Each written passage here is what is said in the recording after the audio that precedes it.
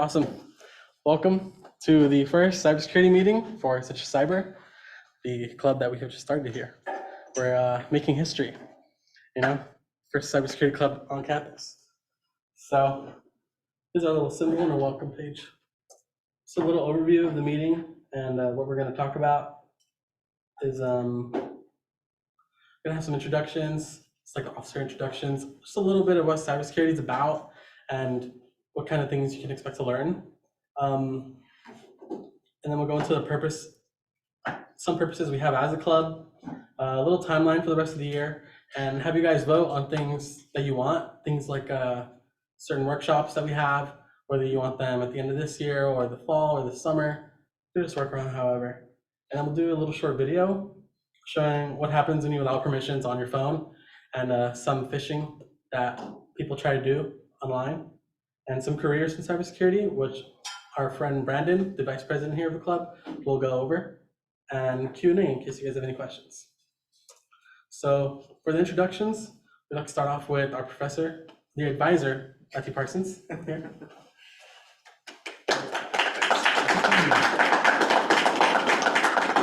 Thanks, everybody. Nice to meet you. Matt Parsons. I teach IT here at Citrus. So I've a little bit about me. Can everybody hear me okay? Do I need to be near the mic, or everybody all right?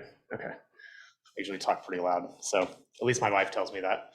So yeah, so I've been teaching at Citrus. I started actually during the pandemic, so that was an interesting introduction to teaching. But I've been teaching here at Citrus since August of 2020. And now we're back in person. It's much better. The labs and things like that are so much easier to do when we're in person. So it's definitely nice to be back in front of people.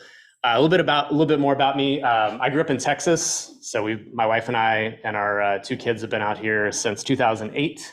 Well, kids came a little bit later after that, but so we've been out here for a while. I've been in the IT industry since '99, so 24 years. Dating myself a little bit, but I love working on computers, and I've done it since I was a little kid, but professionally I've been doing it since '99. I got my undergrad from the University of Houston in computer information systems, and then I have my master's in health administration from Louisiana State. But I've always really enjoyed teaching, and now I'm getting to do what I love to do, which is teaching students and getting to share my passion about computers. So cybersecurity is definitely something that I enjoy, something that we have some classes here at Citrus on. And so I'm super stoked to be able to advise for Citrus Cyber. I think this is actually the first IT-centric club ever at Citrus. I could be wrong, but we don't have any of them really. We have a lot of business and other clubs, but cybersecurity we don't really have. So I'm super stoked to advise and be part of the club here. But and I want to say a special thanks to Armando. He's been really great at spearheading the club. So I think he's going to do great things here. And to all the officers, really excited for you guys to have this club here, and just excited to be part of it. So I'll turn it back over to Armando, but thank you guys.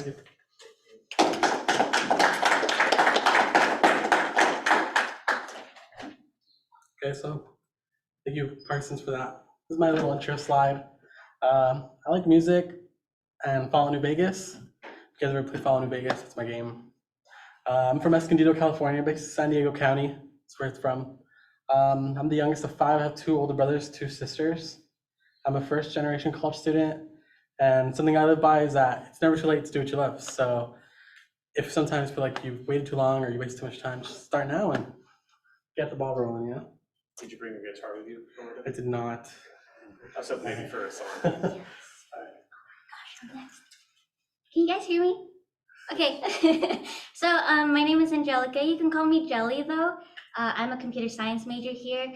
The biggest thing about my personality is if you imagine a cat mom, then yeah, now you know me. So I'm from the Pomona Claremont area, and I have 2 funky cats. I actually have 4, but 2 of them are technically mine. I call them Chunkies and Beefy. Her name is Phoebe though, but Beefy.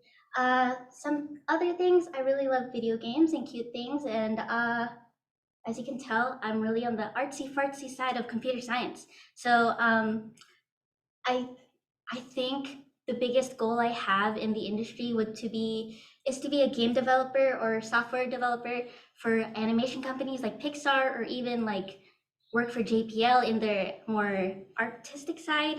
And yeah, okay. The biggest thing for me that I want to share with this club is that empathy and fun are always going to be my priority. So if you need somebody to talk to, or you have something to say, you need to feel some type of way, just message me on jelly.fish on Instagram, or like if you have my Discord, just send a message, be like, hey, I want to feel some type of way, and then I'll talk to you. We could be besties. But yeah, that's me.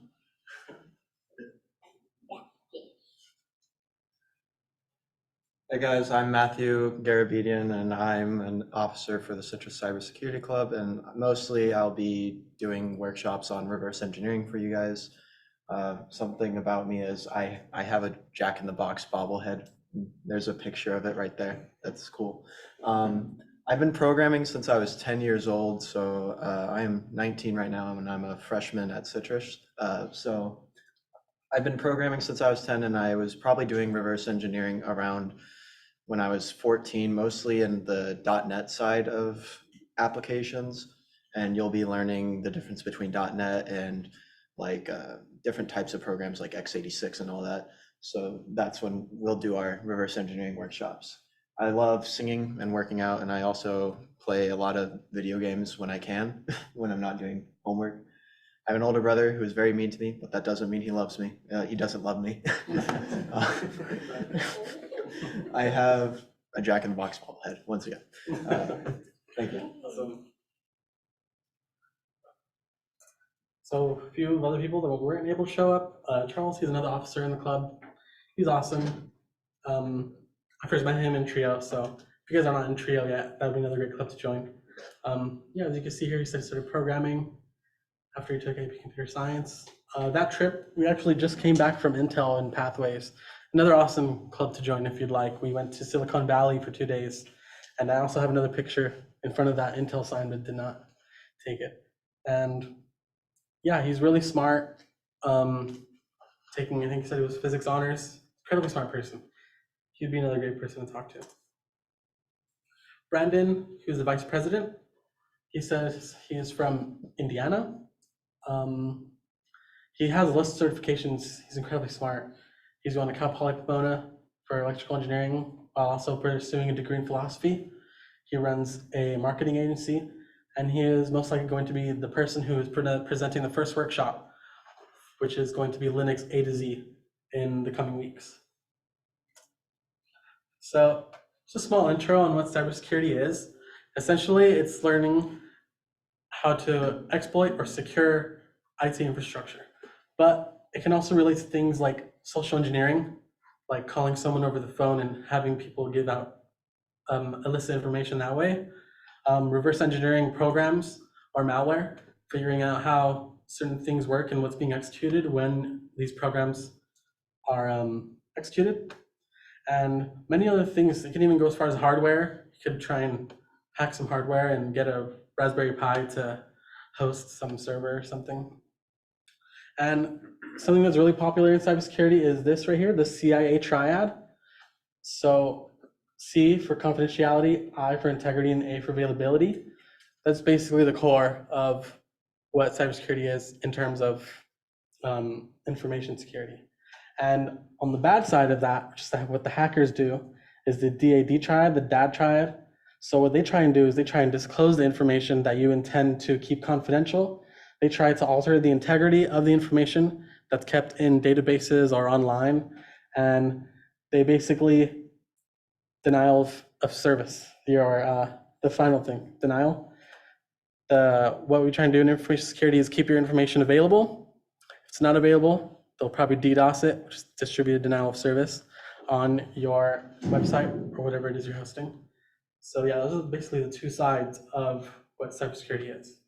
Also, if you guys have any questions, go ahead and stop me. I don't mind answering them again. So now we'll go into some of our purposes as a club. So we're gonna remain ethical. If you do something bad, we're not gonna be responsible. You could get in trouble. We're not doing that here. So yeah.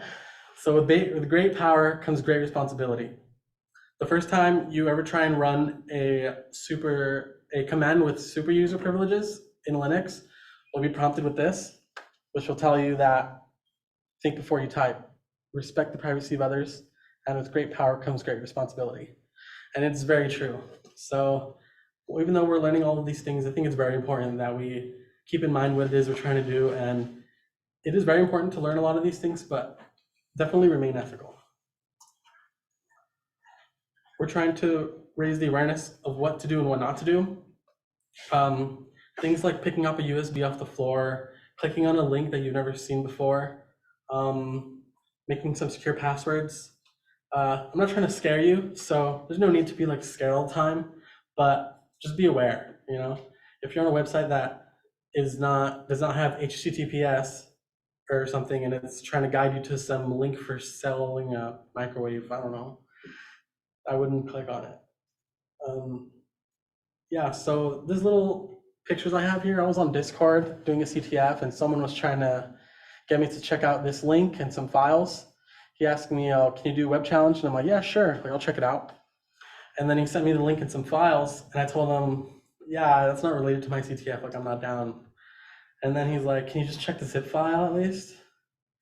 And I was like, yeah, that's a pretty big red flag, I'm not doing that. So am I being paranoid? I don't know, but I'm just trying to be safe because I'm not clicking on files from people I don't know, and I'm not clicking on links from people I don't know either. We're also going to try and keep this a safe space for everyone. There's some really smart people here, and we could all definitely teach each other a lot. So it's not really good to make someone feel bad and like down them for not knowing something. So if you know something and you can help someone else, I'd recommend doing it. And it would also help you enforce your knowledge on what you know by helping and teaching others. Something else about the club is that you're going to be able to like think outside the box. A lot of the times in cybersecurity and IT, sometimes there's not traditional ways to solve problems, and you'll be able to think of things creatively. So even in all walks of life, you'll be given some things you're like, okay, how do I do A when all I have is B? I only have this limited amount of information, but how do I get what I want to get? And here, we're gonna have a little timeline for the remainder of the year. It is May, so we don't plan on doing too much. We're also gonna have you guys vote. We're gonna post something in the Discord so you guys can vote on what kind of workshops you guys would like to do.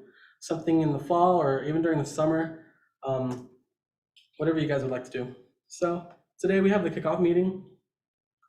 We're planning on in 2 weeks from now having a Linux workshop. If you guys would like to show up and participate at May 25th at 3 p.m. The meeting location is to be announced. We're gonna have you guys vote on whether you guys would not like to have the reverse engineering workshop, because it's very close to finals weekend. We understand you may be stressed out and it's finals week. So yeah, there's definitely a lot coming up, but we're totally open for more workshops in the summer. There's a lot you can learn in just the summer. Whatever you guys are up to doing. The club is for everyone, and you guys all have a big voice in what we do. So we'll post a link in the Discord of some forms, and you guys can let us know what you guys would like to do.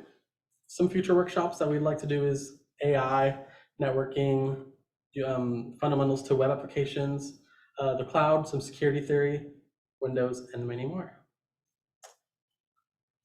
And now I'd like to show you guys a short video on phishing and what happens when you allow permissions on your phone. Any questions before I start the video?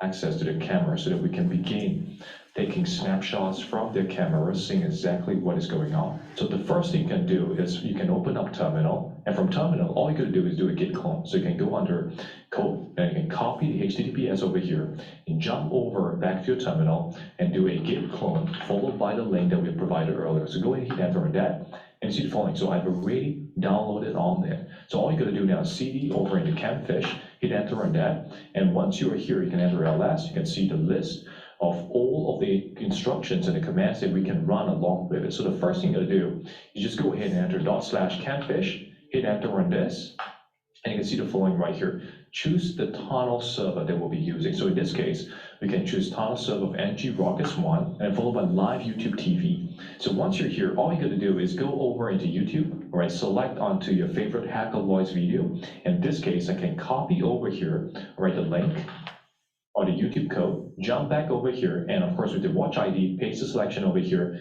hit enter on that, and this is it.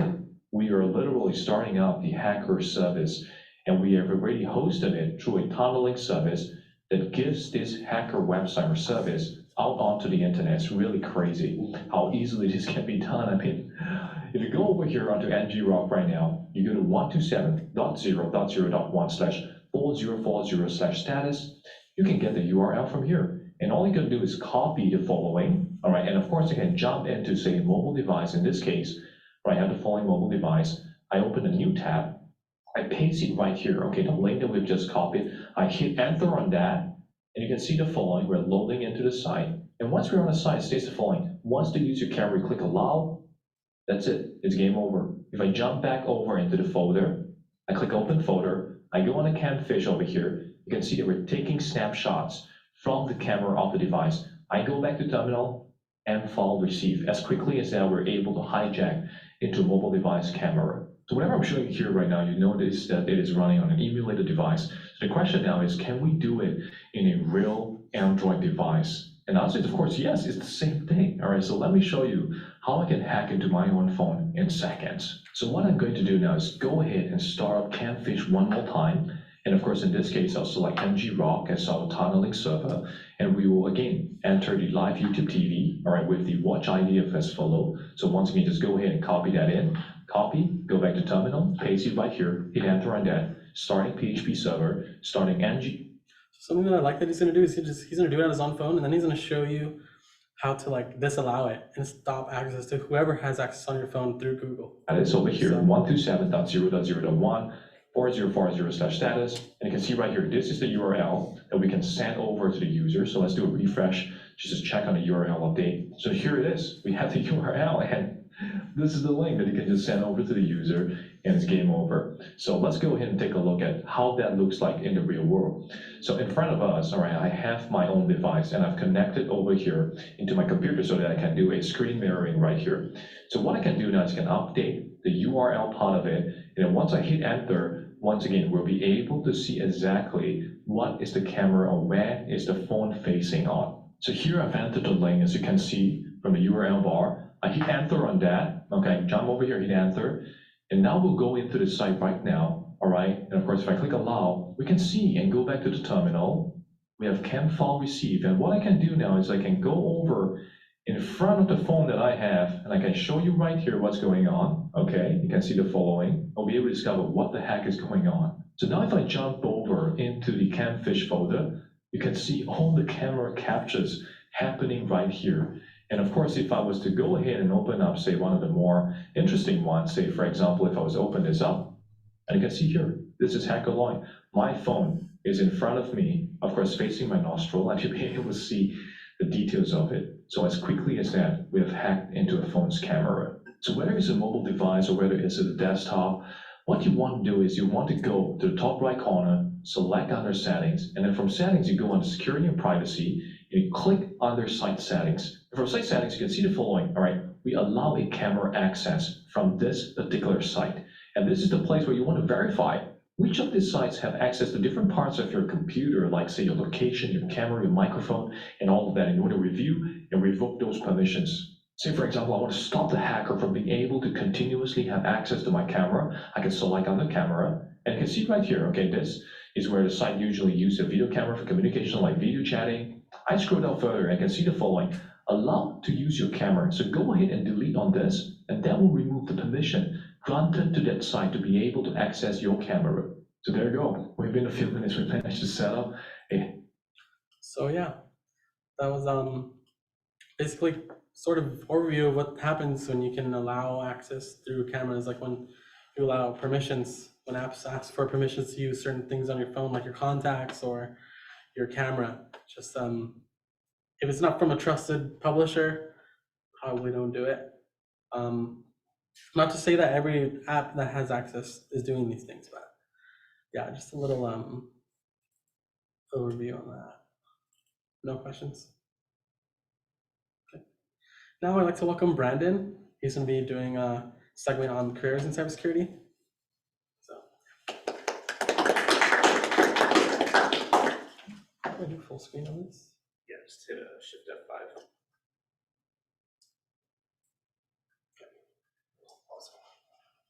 Thank you. Yeah, so I'm going to talk about careers in cybersecurity a little bit.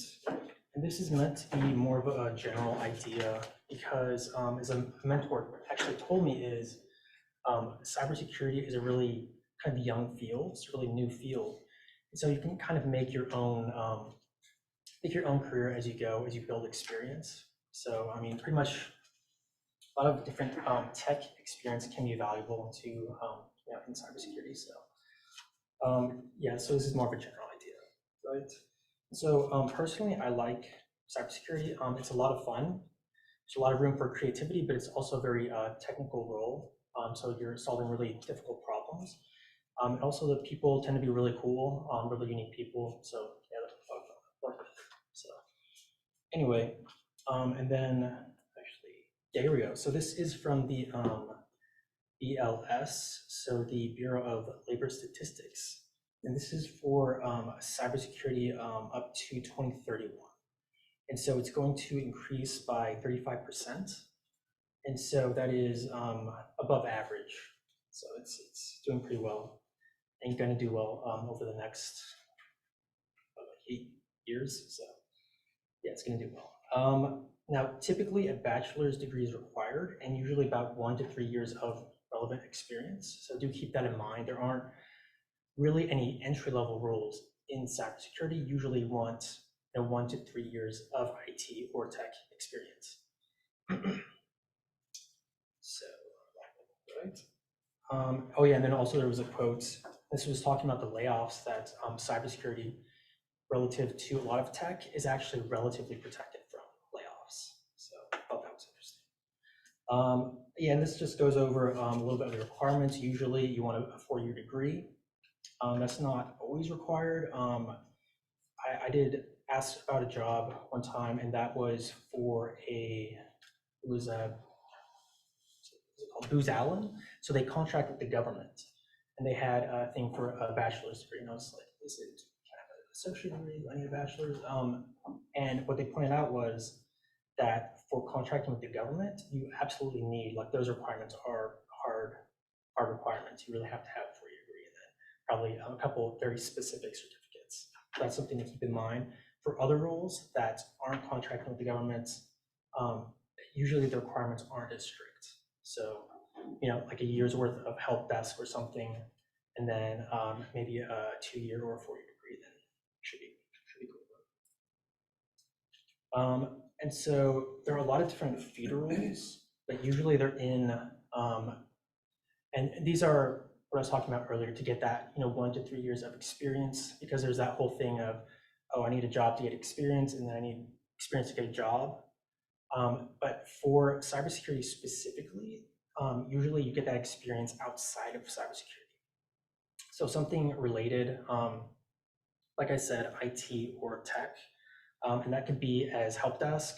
So if you're troubleshooting networks, working with people to troubleshoot their problems, then that's really helpful. Systems administration is also a really good one, right? Because you're working with systems, you're troubleshooting things, you're building systems, hopefully. And yeah, so network administration, also a very good one. And yeah, so those are some basic ideas for feeder roles, right? That's getting a year, maybe 6 months, a year, maybe a couple of years in that job role. Hopefully you have like a relevant certificate, degree, and then you start in your cybersecurity career. And so this is a way of looking at different, because jobs in cybersecurity can get kind of complicated. And so this is just a way of categorizing them and trying to make it a little bit simpler. So there are a couple different teams, as you can see. So it started out with the red team and the blue team, and that goes back to war games. back that the government would run.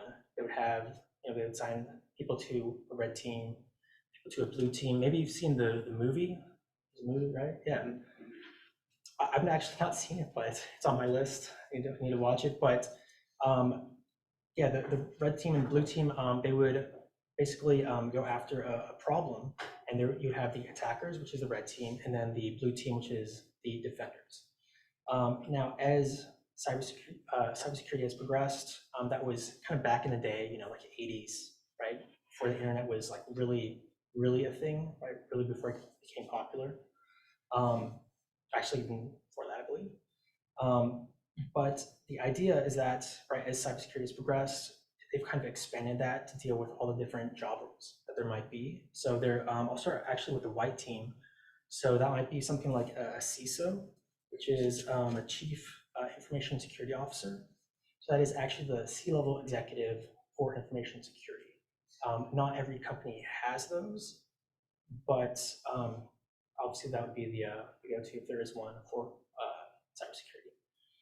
If there isn't, then sometimes that job kind of goes in with another C-level executive, right? So I think there's also usually a CIO, so they might do that. So then another one is a security architect. And so they will actually develop, like the CISO will provide a framework and work with a framework, kind of put policy down. And then a security architect might take that policy and start implementing it and developing the different security controls on a network and on systems.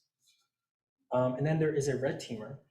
I'm sorry, these are more advanced roles, right? After you get your first role, and then you're looking down the line to more advanced roles for what you might want to do, these are to kind of give you different ideas.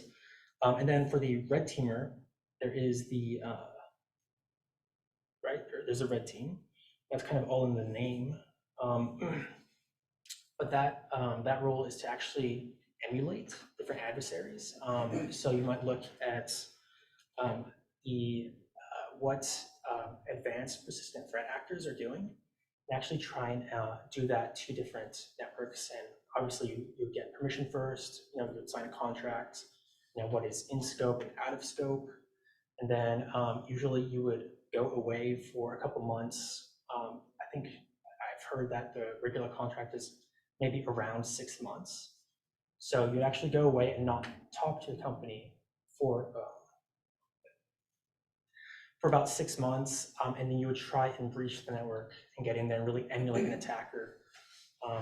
Yeah, sorry. Would that be like penetration testers? Is that kind of what the red team's made up of? So, great question. So a pen tester is actually an earlier role, and usually you would take pen testers and then go onto the red team. And the really strict difference between a pen tester and a red team is that the pen tester, usually you're also not talking to the company, but you're trying to exploit vulnerabilities as quickly as possible.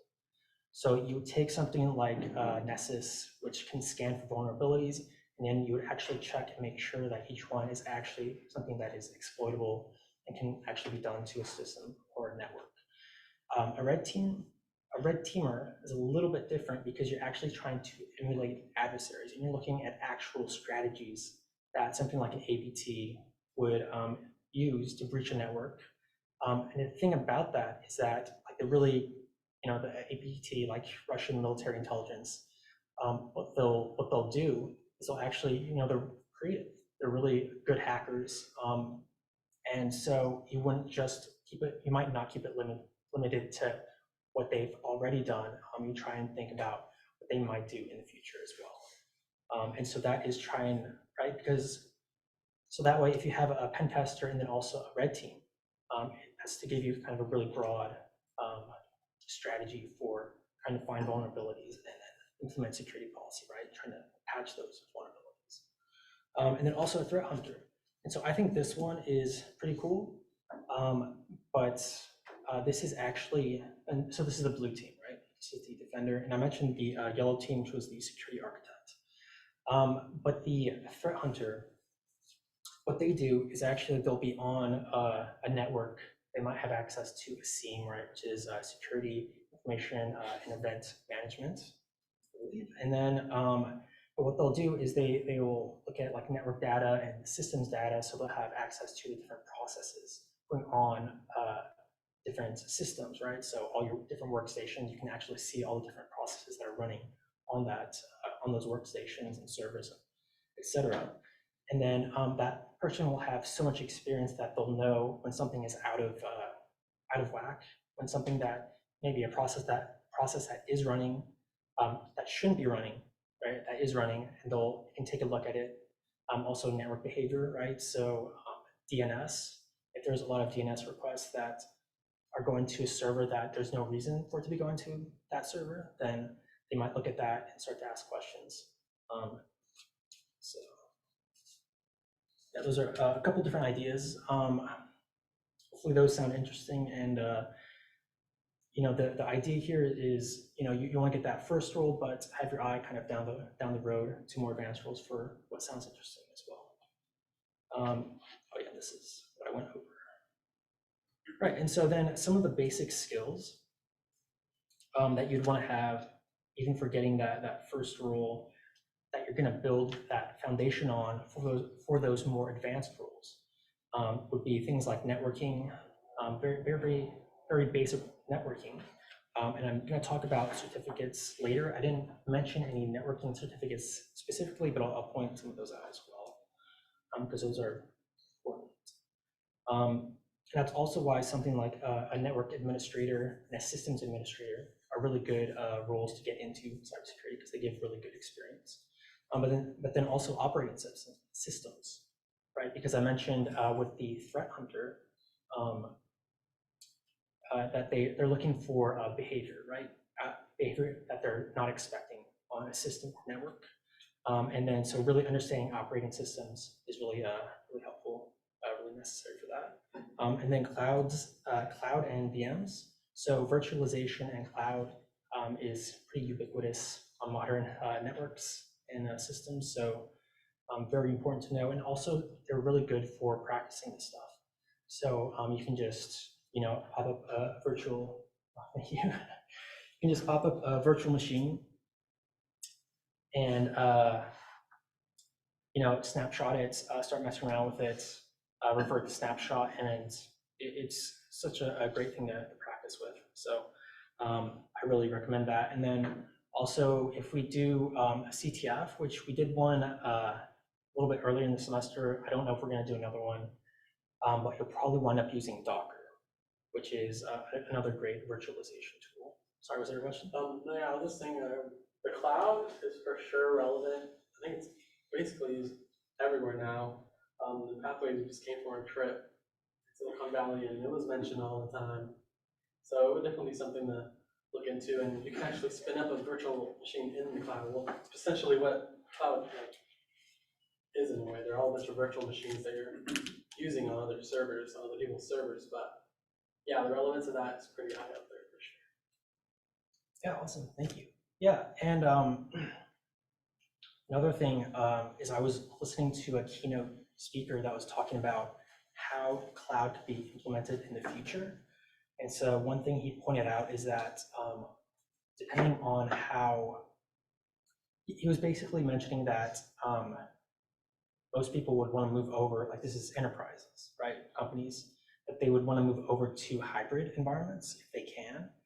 And that is because in terms of security risk, if that system isn't really important, that you don't need to have it on your own network and maintain it yourself, you can just move it to the cloud, and it's a lot easier to maintain like that. And you know, depending on the CSP, right, the cloud service provider cloud service policy, depending on that, then it might be, it's probably going to be someone else's problem. You can actually, you know, work with different cloud providers and have them worry about the security and things like that. So kind of depends on the exact cloud provider and what you're trying to do, but that's something that he specifically mentioned was doing like that. And then also security theory. So this is just basic stuff, security controls, risk management, kind of boring, dry stuff, in all honesty, but really important stuff, and kind of still very important to know. So And then, oh yeah, here are a different, oh, I did mention this Network Plus. Okay, and the CCNA. Okay, never mind. I lied. So here are a couple different certifications. And so I wanted, because IT certifications in general get crazy. I mean, if you try to list them, you run out of space. But I went with reputable companies first, and then pointed out some kind of beginner certifications and then more advanced ones. And so maybe you want to start out with like a Network Plus or A Plus. This is assuming that you don't already have a certification. Then you can go with A Plus, Network Plus, or CCNA, and get a Security Plus or something like that. Yeah, lots of different ideas here. I think the Security Plus, the CC, which is a new one by IC Squared, and then the CCNA tend to be first certificates for people who want to get into cybersecurity. So that is my presentation. Yeah, so we can do the Q&A. And I don't know if I'm the one doing that, but I'm also happy to answer any questions that anyone might have. Yeah, because anyone, I'm just out of curiosity, is everyone completely new to cybersecurity? Or do you guys have any experience at all? Like, I guess experience in IT, I guess, would be, or coding or things like that. I'd say if you guys have some experience with that, you can pick up fairly well. But yeah, that's basically my comment on it. So I'm going to host the Linux A to Z workshop.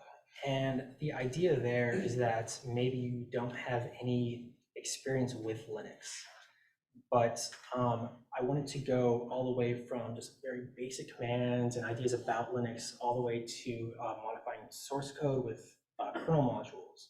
And the idea is that maybe you don't understand everything, but gaining that exposure is going to be really helpful as you work with Linux, assuming that you want to pursue cybersecurity and IT. So, check that out if that sounds interesting. Yeah. Are you going to show in the Linux A to Z like how to install it, like the best? So I was hoping that people would walk up with like a Debian VM, any kind of flavor of Debian, right? Ubuntu, Linux Mint, just kind of a blank one, a new like fresh install. Okay. And then that would be it. But yeah, other than that, there's not really any requirements. So I think there's also some like tutorials on how to spin up a Debian VM in the cloud. So maybe so that way people won't have to download extra software. absolutely, To do yeah. stuff like that. And so if you've never done something like that before, let us know in the Discord beforehand, like maybe a couple days before, just so we can help you set it up. We can do that. So yeah, happy to do that. So yeah, any other questions or yeah? I saw the median salary earlier in the presentation that was like around 106,000. Yeah. For median is. Do you happen to know what would be like maybe like the top 10% of earners in like cybersecurity, like it's like say in Silicon Valley, like how much that would like reach out to? That is a good question. I'm not exactly sure off the top of my head. One thing I did notice for the security architect, that was from this website. If you go to cybersecurity architect, one thing that they had was their median salary was about a little over 160,000.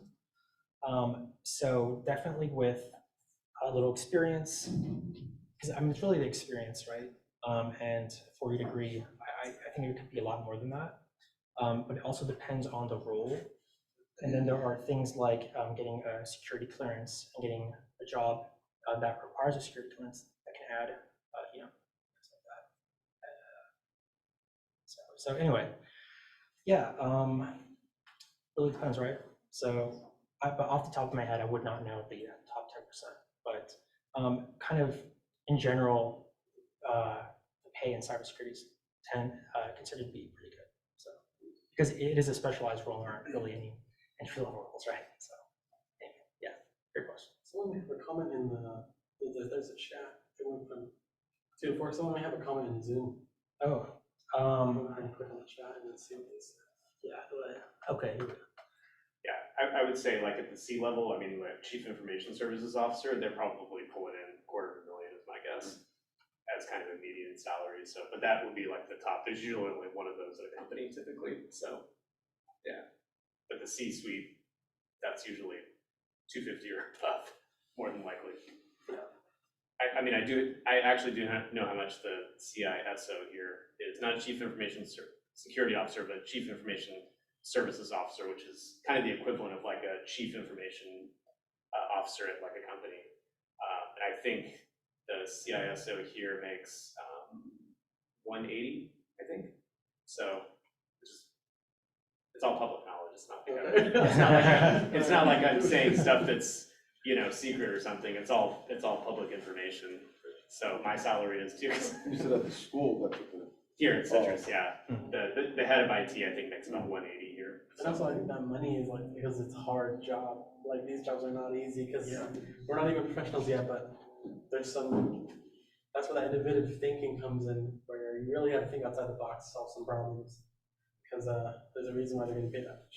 Yeah, sorry, but it's not an entry-level role. It does require experience. It does require usually technical expertise and then also soft skills. So you might have to teach employees about different security policies and things like that as well. Sorry, what was the question? So just from experience, personally, I work at the help desk here at Citrus. So I am in the text department, and I get to talk to Eric all the time, who is the guy that they're mentioning. And honestly, they do encourage you to get jobs like that, especially if you're on campus, because even though you don't do much as in like helping the systems, you're still, from their perspective, it's still basic IT to them. So even though you're just doing password resets or helping somebody log into Canvas, telling them, hey, clear your cache, you're using the wrong browser, things like that, it really adds to it. Plus, you do get to talk to people like Tom Chang, who is the supervisor for the IT technicians, and then, actually, no, sorry, that's Alan. Alan's the supervisor for the technicians, and then Tom is the supervisor for the programmers. So, or the other way around. It's yeah, that one. But you get to talk to them. They give you a lot of really good tips, and you get to hear a lot about what goes on behind the scenes. So like, if anyone noticed, there was a system shutdown like 2 weeks ago. So being a student worker there, you get to hear about that, and you get to hear how they resolved those problems, how it even started, how they fixed it. They're really open to tell you things like that. But if you do want to work for that position, it does tend to fill up, especially since a lot of computer science majors like me kind of like grab onto it and we're like, I want this. But overall, I would say, like, even if you worked for counseling, it would be a very similar kind of work style and a very similar experience that you're going to get. The only difference is that you get to hear about the tech that's happening here. Awesome, yeah, sharing your experience. And yeah, definitely help desk is a great first role to just get that experience and get in there. And then also, we're going to be working on different projects, and we hope that if you are working on any interesting cybersecurity related projects, that you'll share it with us. But I actually wrote a very simple port spoofer. And so I was taking a class, and it was about active defense, right? And so the idea here is that when an attacker or someone who maybe you don't want gets on your network and they start scanning systems to see what's going on, that it would show every port is open, and it'll send them data about the different services that it's spoofing, basically. So, and that would take up so much time and take up so much data that it would just be a real pain to scan your network. So we're not sure what's going on, but I think I can show that real quick. Armando, is it HDMI? Sure, how visible. Yeah, it's HTML.